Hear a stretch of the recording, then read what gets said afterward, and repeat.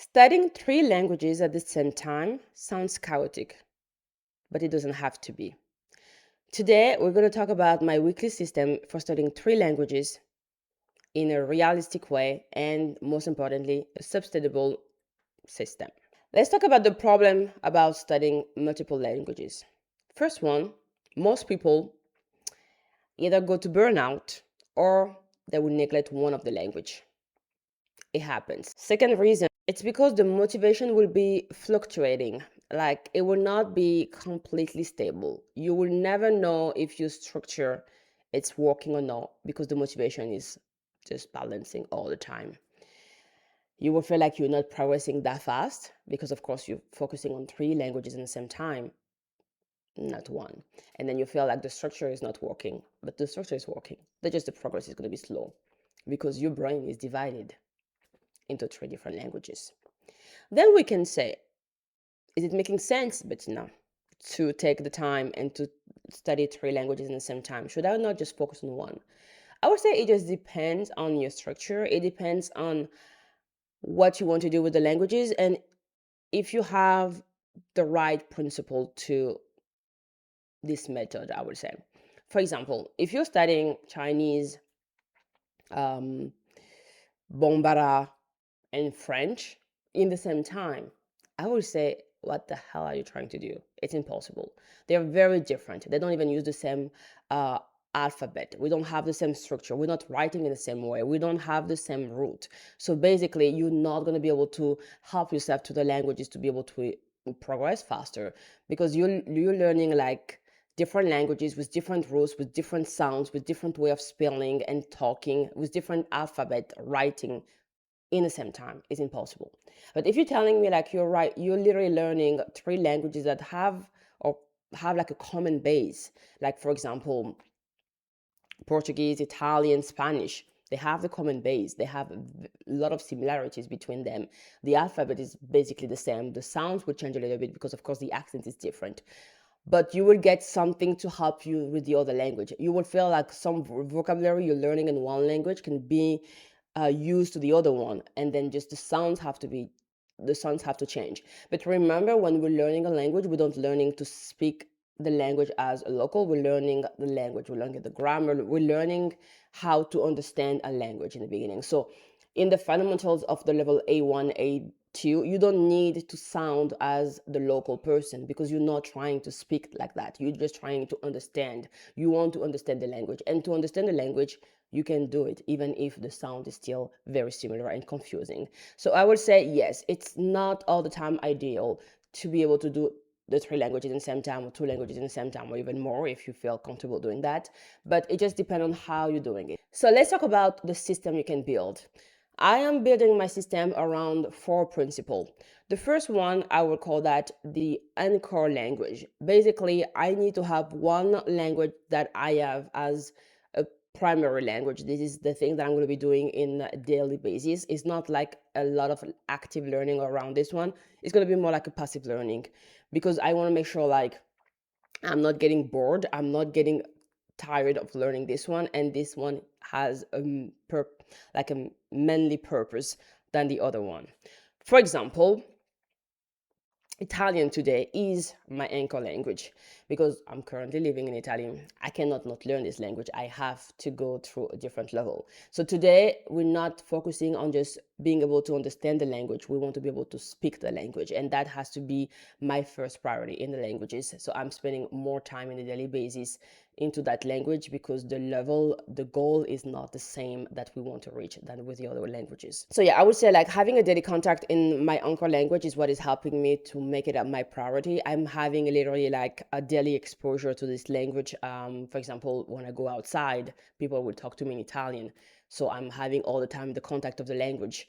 I will be like listening every day, something on YouTube that is in this language. I will try as much as possible to read in this language every day. So the exposure of my anchor language is very high compared to my other languages that I'm learning. I'm not that much in contact with Portuguese, not even at all. And I'm not at all in contact with German, for example. I am the one creating the situation where I'm putting myself into that language, but it's not an exposure to me. And that's why the difference between my anchor language and the other one. The second principle would be to have like a rotational deep work. It's like you're rotating between the languages.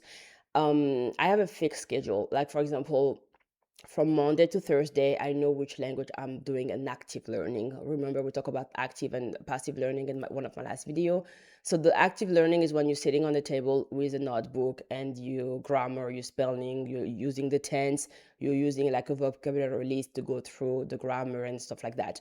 This is what I call active learning. And then I'm not doing that every day for all the languages. I would say Monday and Wednesday, I'm always focusing on Portuguese. So I would be like doing grammar in Portuguese. I'm going to put myself into a subject. I would say, for example, I want to learn the sound, the phonetics. I would want to do the alphabet, how to count in the language. I would do like specific subject, and I would just wrote on my notebook, do some exercise, repeat, done. So the idea is like to be able to rotate between your languages, not to try to be like doing all the time the same thing in the same day. I barely do one day a lot of languages, except for the last day of the week when I'm just recap, like it's a summary of what I did in the week. So it's more like let's see if I remember what I studied in the week. The second principle I would say is to have a skill rotation.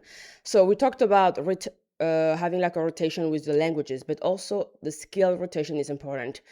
I'm always studying, thinking as the structure of the TOEFL. The TOEFL, I don't know if you know this exam, is something that you need to pass. I used to pass when I was going to the States back at the time.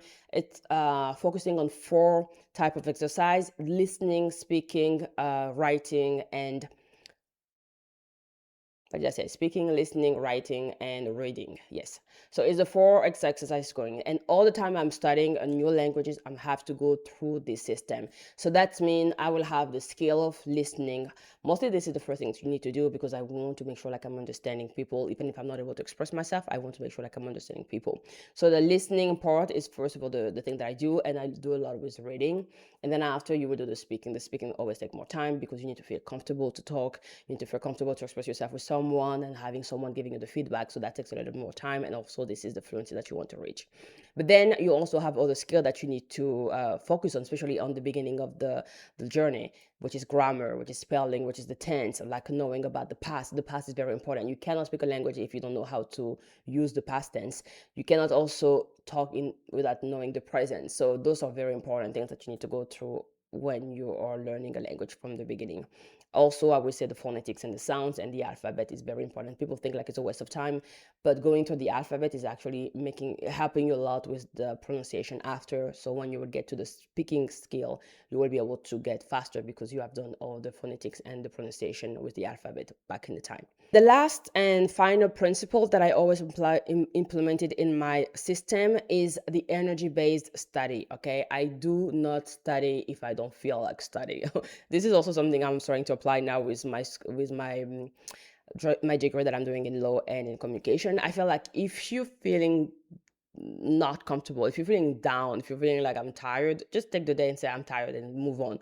Because if you're forcing yourself to do something and you don't want to, especially with the languages, which is like a living substance, like it's concrete, like if you don't have fun doing this one, you will not progress. Not feeling good, feeling like low energy, it's not helping you to study. So just put it on side and go back to your life, do all the things, and then come back. And if you really feel like not studying, try to do like as much as passive learning possible.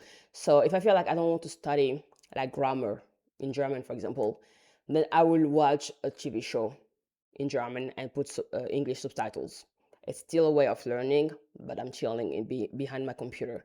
If I feel like I'm giving like an overdose of Italian, I'm just going to listen podcast. And then I feel like, okay, I'm not really studying. I'm not speaking to someone, but I'm still getting some information, some vocabularies, and I'm still increasing my level. So always find a way to adapt the study with your energy and also your motivation, and try to switch between active and passive learning if you feel like you're too tired, or at the end of the week, or the end of the day.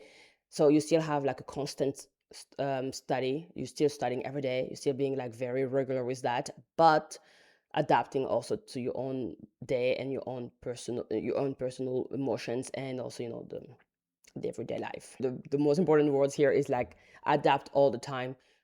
everything you're doing to yourself and to your life. Finally, we can talk about what I avoid. What I avoid doing when I'm learning different languages at the same time, I'm avoiding doing like long study sessions. So we don't study more than 1 hour, maybe 2 hours maximum. If I'm doing an active learning, I'm not going to do more than 1 hour, because then, it makes no sense. You keep like getting information that is not even working anymore. Your brain is overwhelmed with information. You don't want that. So just give up. So 1 hour, 2 hour maximum in one study station is far enough. Second thing that I try to avoid is to have like unrealistic schedule. When you start saying like you're gonna do so many things in the same day, go, I'm tired, I learned that I'm tired, I'm getting old, move on with my day. If I feel like my schedule is getting too much, I said, let's stop it, and I will go back tomorrow. And the last thing that I'm trying to avoid doing is how can I say that? Like overloading the languages and in the same day. Like saying switching too much in a days. If you don't have the base, it's going to be very complicated, because the confusion is going to be very, very hard, and you don't know what you're learning anymore because you're just switching too much between them. So this is something I can do in English and French in now, because it's just like languages that I know, I speak all the time. But I'm not going to be doing that with like Portuguese and German. I'm not there. So it's just make no sense to overload languages that you barely have a structure there and you're still struggling to learn. I would say, to conclude this video, that consistency is very important, and it beats intensity. So when you're learning multiple languages, do not focus on doing the intensive way, but just try to be consistent with a very low methods. So to not try to go too much into something, and try just to do like one subject in a time, and it's very slow. It's true, you feel like you're learning from zero to speak, like literally. Like I feel like I'm 3 years old and I'm learning to speak when I speak German, which is so funny. I will talk to you soon about the biggest mistakes I've made, and did a lot also. Though you always learn from the mistakes you've done and you try to improve. I'm going to talk to you about that in the different video, the biggest mistakes I've done studying different languages in the same time. And we're going to go through really like a concrete example. Right now, I just wanted to be like a little bit general and give you like the system to use if you want to try it and learn different languages in the same time. I hope you will like this video. Please give it a thumbs up if it's the case. And of course, don't forget to subscribe. The link is always in the description box. And we will see each other in the next video. You guys take care. Bye-bye.